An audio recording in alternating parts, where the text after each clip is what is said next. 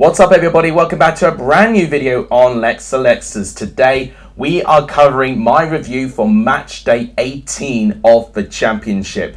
And we've got midweek predictions in the second part of the video. We've got a lot to cover today. Before we do, this is what the Lexalexus Football Prediction League looks like. Jack, Charlie and Owen deserve a huge shout out because both of them have got at least 13 points and Charlie is our brand new leader as well, so congratulations to him. I've really got to start improving these predictions. They're not really improving. I got one score right, which was Luton Sunderland, but it didn't really help as I only picked up 2 correct outcomes for the rest of the matches. So I've got a lot to prove in the next couple of game weeks or so.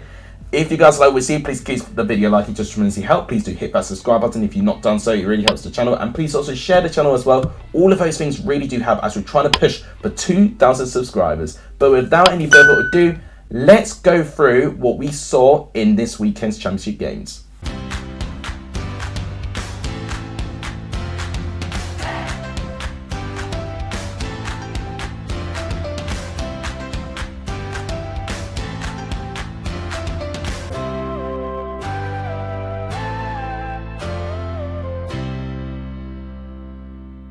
We'll start off with the game at St Andrews. Birmingham 2, QPR 0. Birmingham proving to me that I think they're really starting to go under the radar, and I do wholeheartedly apologise that I really did not give Birmingham a lot of faith at the start of this season. If you look at the statistics, you can see that QPR had more of it, more possession, more shots, slightly more shots on target, but you can see 3 to 4, 2 of those shots on target being goals. Birmingham were clinical, which was something that they weren't in their recent game against Blackburn Rovers. So they clearly worked on being clinical and they managed to get rewarded for it with 2 goals. Goal scorers were Trusty and Longelo. Both were fantastic goals as well. Trusty with a brilliant flick and Longelo, which was a brilliant passing move there. Maybury getting involved with that, making it 2-0. QPR did have the chance to narrow the gap 2-1 and, had Lindegaard scored that penalty, may have been interesting for the final 10 minutes or so. But Ruddy producing a brilliant save, which for me, he'll be in the top 3 best goalkeepers so far this season. That's been a brilliant signing. And I've got to say, Maybury, Trusty, their goalkeeper Ruddy as well, I think have been stellar signings for Birmingham. Whilst their off-the-field issues have definitely, been prominent, on the field, they're getting it spot on. So I am really pleased for Birmingham right now. QPR, this defeat comes pretty costly for them because now they're 5 points off Burnley and they got quite a gap to fill now. They do have a game in hand over Blackburn, which could give them a chance to rectify that gap. But it is definitely not a very ideal situation, QPR now, since they've now had 2 defeats in their last 4. They've got to try and improve on that consistency. If they do concede first, QPR need to have a better response of getting back into it. When Luton scored first in that game, QPR really did struggle to grow back into the game. So going from behind is one area that I think QPR need to work with. But overall, what a win that was for Birmingham. I really think they could be doing brilliant things this season. We'll go through the couple of early games. Let's start off with Bristol City and Swansea. It ended as a 1-1 draw in that game. You can see from the momentum, it was predominantly Swansea in the second half of the first half and all of the second half that were the better side. You can see the shots, 15 shots to 10, but we were showing about teams being clinical, and Bristol City actually had more shots on target than what Swansea had and had 5 less shots. So that tells me that Bristol City were a little bit smarter, only having 28% of the ball, but actually managing to create more opportunities and actually forcing more saves. Now, I do think Swansea were a little bit unlucky. They had 2 big chances and 2 big chances missed for Swansea there. But the goal scorers, it was Bristol City that took the lead. Tommy Conway back on the score sheet. He had a couple of very dodgy games, but I think he's responded very, very well to make it 1-0 to Bristol City there. But with a bit of patience that Swansea had to try and do with all those chances they were missing, all the ball, eventually probing forward and breaking that Bristol City back line. It was Olivier Nitschem who managed to get the goal. A brilliant substitute by Martin to get Cooper off and Nitschem on because he scored within 15 minutes after that. So overall, was it fair? Maybe stats-wise, Swansea probably deserved more, but Bristol City did well to limit Swansea getting more from that.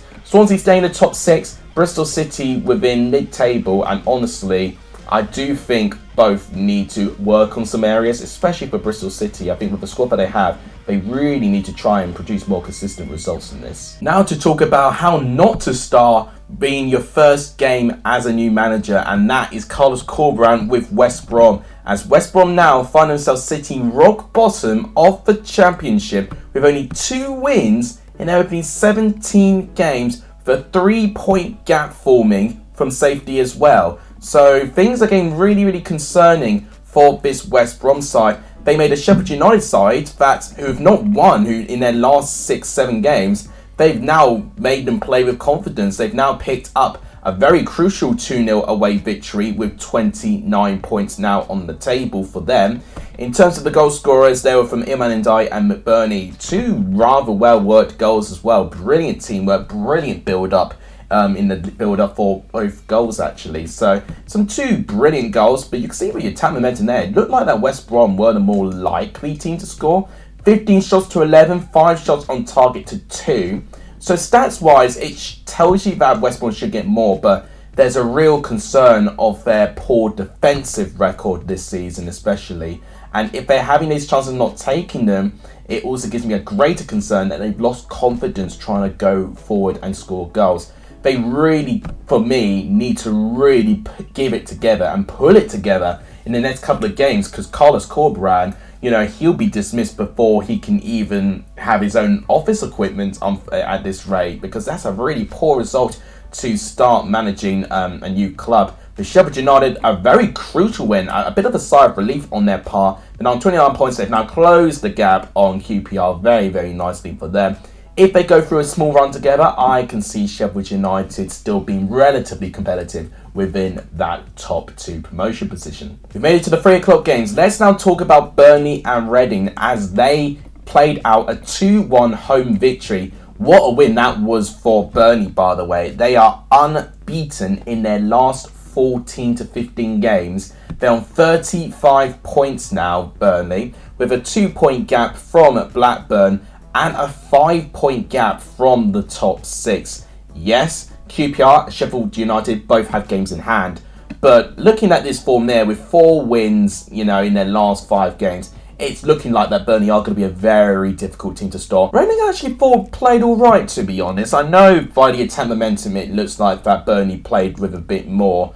But 11 shots to 14, Burnley actually had less shots on target than Reading. So a bit of a similar situation to the Bristol City scenario, where it looked like Swansea were dictating, but then despite that, with Reading only having 28% of the ball, actually had more shots on target. So I'm seeing very similar parallels actually, but the difference is between Swansea and Burnley have been able to produce enough quality players to get eventually the goals that they've been pushing for, and they earned them. So the goal scorers for both teams, it was started actually by Tom Ince scoring early within the second half, but brilliant character from Burnley to get back into this. Manuel Benson equalising very quickly actually, but in stoppage time, Anas Zaroury makes it 2-1, and Benson with another goal contribution and assist on this part. So Benson proving to be a master stroke of a substitution by Vincent Kompany.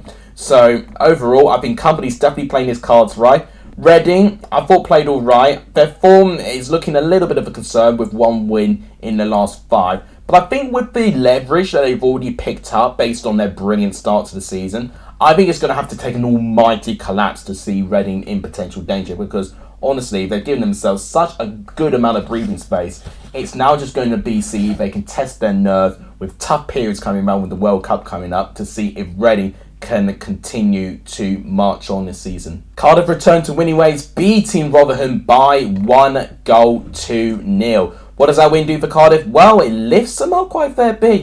They were very dangerously close for getting into the bottom 3, and they were in the bottom 3 at one stage within the 3 p.m. kickoffs. But Cardiff now returning back to winning ways after having 3 consecutive defeats with 21 points, beating a Rotherham team where they looked all right, but then as you can see here, that's very poor form there in their last 3 games. 2 defeats in their last 3, and that draw coming up against Coventry, which I actually think they were a little bit unlucky not to get more from that, Rotherham actually. This game showed to me that Cardiff looked much better with their attack momentum, and it's reflected in their stats. 19 shots to 3, 5 shots on target to 0. I mean, did Rotherham even turn up? It looked like it was all Cardiff for me. And it looked like, to be honest, that Rotherham were just kind of sitting back, allowing Cardiff to try and probe them. Eventually, they did manage to get their goal, which came from Jayden Village-Badace. I was a bit concerned for Cardiff, honestly. I mean, because I think I predicted a draw for this game because with Callum Robertson obviously losing his head in the South Wales derby, I thought it would be a big loss. And I think he's still quite a big loss. I do think he's their best option going forward in their attacking role. I think with Robinson, they probably could have scored maybe 2 or even 3 goals and completely put Rotherham to the sword. But they're coping well and actually have performed very, very well. So fair play to Cardiff with Rotherham. It's a bad day in the office for them to have 0 shots on target and only 3 shots. I know Rotherham can play better than that. Suddenly, when things look very optimistic for Coventry, they get kicked down. Very similarly to how Derby found things optimistic and then got kicked down from last season. So, Coventry 1, Blackpool FC 2. And it shocks me really that Coventry actually found themselves in this position because I thought they were alright in the first half. Casey Palmer playing in that striker role and not playing Gyökeres in that position. Callum O'Hare making his first start since his long-term injury, providing the assist of that goal. And I was thinking, okay, things are starting to look really good for Coventry now. But 8 minutes into the second half, Gary Medine equalises to make it 1-1. And then Jerry Yates, who's having a terrific season, he'll be up there for one of the top goal scorers so far this season, Jerry Yates. He pops up again and gives Blackpool the lead. And I was thinking that maybe Coventry would find a way to get back into this. But unfortunately for them, Blackpool just had a game plan and they executed it. You can see there, Blackpool took more shots, very close on the shots on target there, as you can see there. 4 big chances missed for Blackpool. So it could have even been worse than the 2 goals, to be fair. So actually, I felt Blackpool did play very, very well. And actually, I think they're in a really good sense of confidence and momentum. It's back-to-back wins for Michael Apperton's team now. I don't think it's good enough from either, Coventry, to be honest. I don't think any player could really take themselves and give them any high hopes, maybe apart from the case of Palmer for goal. But that was a big opportunity missed. They still got 2 games in hand, but there's forever doubts about their stadium. So right now, it's a very messy situation that they've got in owning their home stadium. The company that owns as the CBS is on the brink, I've been told, of entering administration. If you heard about the recent news about the Wascone administration, it seems that there's some sort of trickling effect now starting to affect Coventry, which is a really scary part of it as well. There's potential rumours of Coventry trying to ground share with Walsall, who they don't actually play a home game until middle of November. And Coventry, of course, have got quite a lot of home games to try and catch up with. So we'll see if Walsall agree to that, but it's a very messy situation for a Coventry fan. If any Coventry fans watching this, let me know the situation for Coventry in the comments down below. But for Blackpool, I'm taking nothing away from them. They had a brilliant win, 15th place in the table, and I don't think they deserved anything less. Based on the amount of chances that they made, Blackpool doing quite well at the moment, and I've got to say fair play to them because they've been another team that proved me a little bit wrong this season, actually. What a win. And this right here proves exactly what the Championship is all about. Nakayama scoring from what I think is an attempted cross and stunning top corner goal, literally dinking over George Long, and that was the only goal in the entire game. Unbelievable. What a 3 points this was. Following that West Brom and Coventry didn't win as well. What a result that would have been for Huddersfield. And Middlesbrough not winning either. So a really good weekend for the Terriers. 15 points they now find themselves. They're just slowly but surely just trying to climb back up. They're no longer bottom of the Championship, of course, with this win. For Millwall, this is their first defeat in 4 games. And it's quite a puzzling result. As you can see, Huddersfield earned it. 14 shots to 4. 5 shots on target to Millwall's only 1 on target. They must have seriously underestimated Huddersfield. I think that's the only thing that they may have done. They fouled a lot, they had more of the ball, but they really didn't do much with it. They did have 2 big missed chances, and I need to see the quality of those missed chances for me to determine if Millwall were a little bit unlucky. But Huddersfield did hit the woodwork, so to be fair, I think, based on what I've seen, stats-wise, I think Huddersfield have earned it. Maybe Millwall maybe should have made it a bit closer from what it suggested. Millwall, following this defeat, they fall out of the top 6 in 8th place. Huddersfield, to reiterate, they're no longer rock bottom, and we'll see how they respond in midweek, because I'll be keeping a close eye on both these teams, because I don't think many people saw this result coming at all. This has turned out to be a pretty good weekend for Blackburn as well, following the fact that QPR lost. A 1-0 away victory, where Blackburn have not won a lot away from home, but that away win puts them in the top 2 of the Championship, incredibly. I don't think I saw a single person predict Blackburn even to be in top 6, let alone the top 2 at this stage of the season. And I've got to say, they play some good stuff, you know. With the right confidence, I actually think they can cause some damage. You can see here, 14 shots to 7. I think another team that didn't turn up this weekend was Hull. I mean, 0 shots on target is very concerning, especially at home. I think Hull's home form has really proven to be a real big cause of concern if they don't sort it out. 6 shots on target for Blackburn Rovers there. 2 big chances missed. So it looks like to me that even Blackburn could have even scored more than the 1 goal that they scored. I think that might be the one small concern that I have. I think defensively they've been rather good. I just think potentially they can be a bit more clinical in their areas, especially in away games. But more results like this and Blackburn will be having a nosebleed throughout the whole season. And one thing I've noted, Burnley played Blackburn in the final Championship game before the World Cup. That, I think, will be a brilliant climax game to signify the first half of the Championship season. And I hope it stays as that top 2 if we eventually get to this game, which will be in around 2 weeks' time. I mean, Hull right now, they definitely need to try and aspire to do better things than this. To have not a single shot on target at home, there's going to be some real big things they're going to have to work on in a short space of time as well. Luton and Sunderland drew a blank. It ended 1-1. But on the looks of the attack momentum, I could argue it was a game of 2 halves. It looked like Luton had the first half, so if we see the stats, 10 shots to 8, 3 shots on target. So actually, to be fair, it was very close, but maybe Luton only just edging it. In the second half, you can see, look how one-sided it was there, 8 shots to 5. But lack of quality, only 1 shot on target. But that 1 shot on target turned out to be Sunderland's goal. So in the end, being quite clinical. So the first goal came from Carlton was just before half-time, and that would have been a heartbreaking time for Sunderland to concede.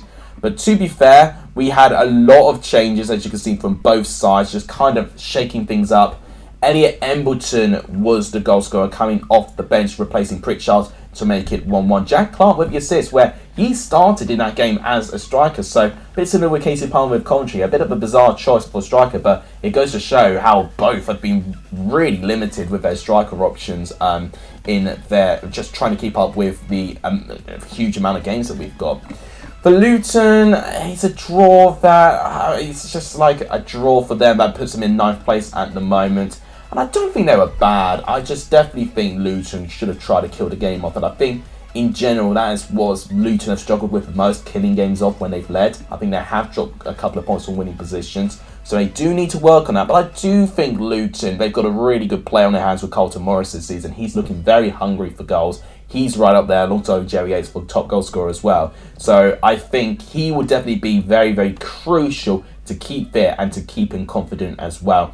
Sunderland have found themselves in a tricky situation. You can see, you know, they're winners in their last 3, involving back-to-back defeats against Burnley and Blackburn, respectively. The away draw's not the end of the world for them, but I definitely feel that they really should try and get another style of play that can get them to score more goals, because it's very clear that the injuries have really made things tricky for the Sunderland team. And then I wonder, could Alex Neil maybe have worked a way out of that? I don't think it's a managerial problem. I just think they've been dealt with a very unlucky blow with the injuries that they've picked up on. Norwich returned to winning ways finally with their first win in 6 with a 3-1 victory over Stoke City. Another shock which I don't think many people predicted, because we've seen Sheffield United and Norwich just simply dropping points every single game. And with Norwich, as you saw there, with those 3 defeats in their last 4, it just didn't look like that Norwich were going to have the confidence to get back into winning ways. But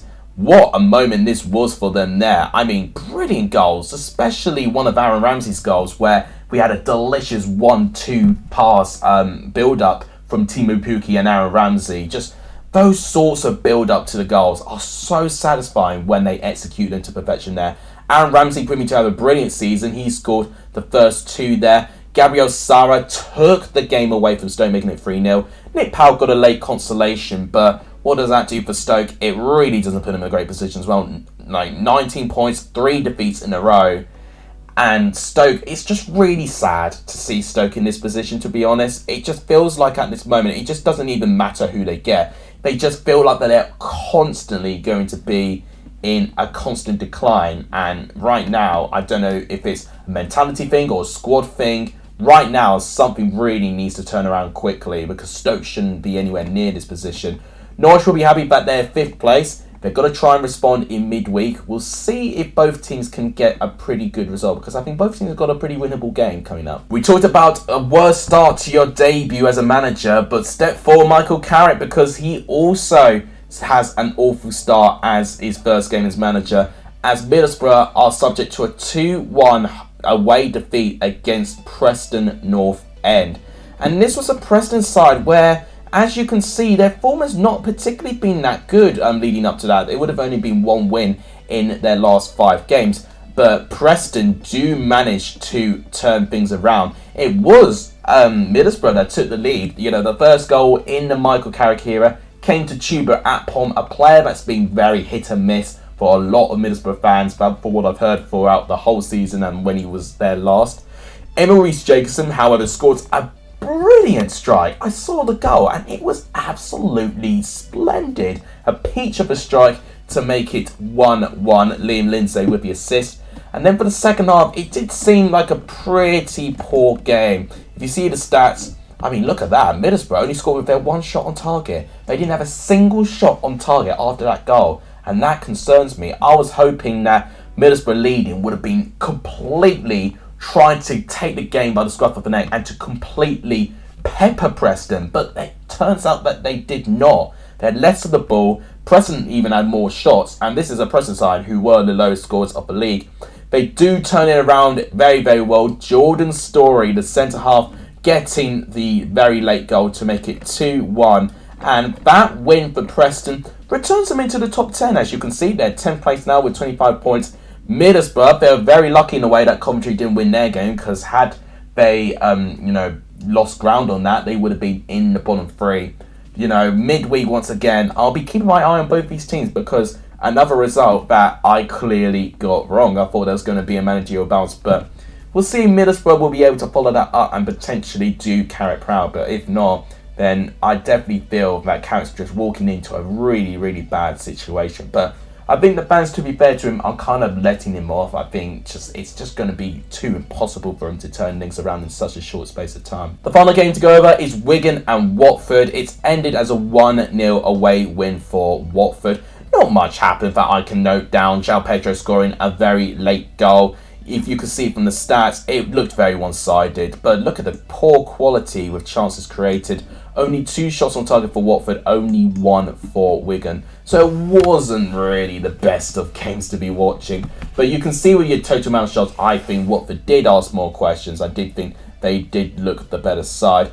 Watford did have a big chance that they missed. Wigan hitting the woodwork, but really apart from that, not much quality between these two teams. But this win for Watford is a crucial one, because now it puts them back within contention of getting into the top 6, which makes things exciting for their part. Wigan, I mean, look at that. 4 defeats in a row, the worst form, or current form at least, in this league. They really need to try and turn around. Since my watch along, when Wigan picked up that brave win against Blackburn, they've lost every single game since. I hope I'm not proving to be another bad luck charm for another club at this rate. So guys, that is my review done for the Championship this weekend. This is what the Championship table is now looking like. Burnley and Blackburn, as I mentioned, are the top 2. QPR, Sheffield United, Norwich and Swansea within the top 6. Sheffield United and Norwich returning back to winning ways, of course. Watford closing into that top 6, of course. For the teams in danger, I'm pretty much looking at everyone from Hull City downwards, potentially being in the conversation with a relegation battle. And West Brom, rock bottom. I'm not making any jokes. West Brom, last place. 14 points. 2 wins in 17. incredible. Who could have predicted that? So guys, before we actually end today, it's the second part of my video, which is going to be my score predictions for the midweek games. So my advice, if you want to get some points, just don't copy my predictions because I've clearly not been doing well with my predictions as of late. Without any further ado, let's go through my score predictions for match day 19. I'll go with Coventry and Blackburn first. Now this is a game which I'm not too sure will go ahead. I'm really hoping by the time this video goes out, it's confirmed that this game will be going ahead. Whether it will be at the CBS or whether it will be played at Walsall, I don't know. I'm sure I'm going to find out very, very soon whilst I'll be working away doing accounts. I think for Blackburn, it'll be a really interesting game. Something tells me that I think we're going to get an open game. I think it'll be a 2-2 draw. I think both teams will be very, very desperate for a result, and therefore I cannot back either team. So I'll go for a draw. Hull and Middlesbrough, Hull with their home form looking very concerning. Middlesbrough, I'm still not too convinced, but maybe they can now use this as a good opportunity to really impress Carrick and to pick up some form. So maybe I'm giving Middlesbrough too much confidence, but I'll go for a 2-1 away win for Middlesbrough. Luton and Reading, this is quite tough because I think both teams recently, their form has not particularly been too impressive. I think Luton could look at this game with a big opportunity. Reading in midweek can be quite hit and miss. With their last midweek, they had a really good game against Swansea when they narrowly lost out by 3-2. I think it's going to be another away defeat for Reading. I think Luton might take advantage with this one. I'm going to go for a 3-1 victory to Luton. Preston and Swansea, I don't see goals in this game, to be honest, and that's not me just saying that I think Preston will revert back to their low goal scoring form. I just think with the contrast of styles, I think it's really going to make things very peculiar. I think if we get an early goal, we could get some goals, but I think the longer the game goes on, it could go to a 0-0. But I'm going to go for a 1-0 away win to Swansea. I think they might just be able to find one opportunity to get all 3 points. Bristol City and Sheffield United, I'm still not 100% on Sheffield United. Bristol City have been relatively inconsistent, so as a prediction, I'm going to go for a 1-1 draw, and we'll see if either one of them can pick up all 3 points. West Brom and Blackpool have been quite similar. I feel like West Brom now really need to take a good hard look at themselves, and they need to perform much better than what they did against Sheffield United. Yes, they had many chances, but they really need to start taking those chances as well. But I think Blackpool's form has really made them a real tricky team to go up against. And West Brom actually had a really tricky time playing against Blackpool last year. As a prediction, I'm going to go for a 1-1 draw, which will be an improvement for Blackpool since they lost 2-1 to West Brom at the Hawthorns this time last year. So I think it'll be a draw based on what I think both teams can offer on their day. With Birmingham and Millwall, I just think Birmingham at home have got something special, you know. I definitely think there's a good sense of optimism for the fans. I think the players are performing well. They're performing very consistently. I think Millwall away from home still, I'm not too confident with them, with their consistency there. So I'll go for a 2-1 victory to Birmingham. Burnley and Rotherham, for me, if Rotherham play like what they did, I think it will be a Burnley win. I'm not going to go too crazy for Burnley though, because sometimes they can make things quite difficult for themselves where they don't need to. As a prediction, I'm going to go for a 2-0 victory to Burnley. Cardiff and Watford. Cardiff with a great improvement. I don't know if Robertson's going to be back. I don't know if it's a one-match ban or if it's going to be a 3-match ban. If it is a one-match ban, he will be back in this game. So that could make things interesting. But I think Watford have started to improve with their consistency. I'll go for a 1-1 draw, but I won't be surprised if either one of them edges it by 1 goal. Huddersfield and Sunderland. God, this is really, really interesting. Oh my days. Huddersfield could get a win. They really can. And I do think Sunderland's back line is not necessarily the strongest. But for some strange reason, Sunderland, even though with the injuries that they got, they've always been able to find a way to churn in the odd win. And I feel like with Huddersfield, even when they have won a game, they've not shown me enough faith that they can continue that momentum. They have a real inconsistent side this year, unfortunately for them. I'll go for 1-0 away victory to Sunderland. I just think it's not going to be a high-scoring game, in my personal opinion. Norwich and QPR, I think a game, right at near the top of the Championship. Norwich, I think, have a bit more confidence now if they can potentially turn it around like they did against Stoke. I think, to be honest, I thought Norwich were quite poor in the first half against Stoke, but actually in the second half, they started to improve. And I do think if they can weather the QPR storm, which I think QPR have improved a tiny bit this season. I think Michael Beale has been a positive improvement there. I think Norwich still might get something. I think it'll be a close game though. I'm going to go for a 2-1 victory to Norwich. Finally, Wigan versus Stoke. I think likewise with Hull, I'm very concerned about Wigan's home form, just not scoring enough goals. Stoke, I mean, this is the biggest opportunity I think they can get to pick up 3 points. And sometimes Stoke do turn up and get those 3 points. Just another side of being really inconsistent. But I swear to you now, if Stoke can't get a win in this game, I'm going to be very, very concerned about Stoke's season. As a prediction, I'm going to go for a 1-0 away victory to Stoke. I just think it'll still be very, very tense. And I think Stoke will make it difficult. But I think they'll get the win over the line. Let me know what you think of all of these predictions in the comments down below. So guys, that wraps it up for today. If you guys want to be involved in the prediction league, as always, make sure you comment your score predictions in the comments down below. Keep your eyes on the community tab, as I will be updating the Premier League table as well. But that wraps it up. Thank you guys so much for watching. Please like the video if you're not done so, just tremendously help the channel. Please do hit that subscribe button, it really helps. And please also share the channel, that really helps. You guys are legendary. This is on the end of this video, and as always, I'll see you guys soon. Take care, everyone.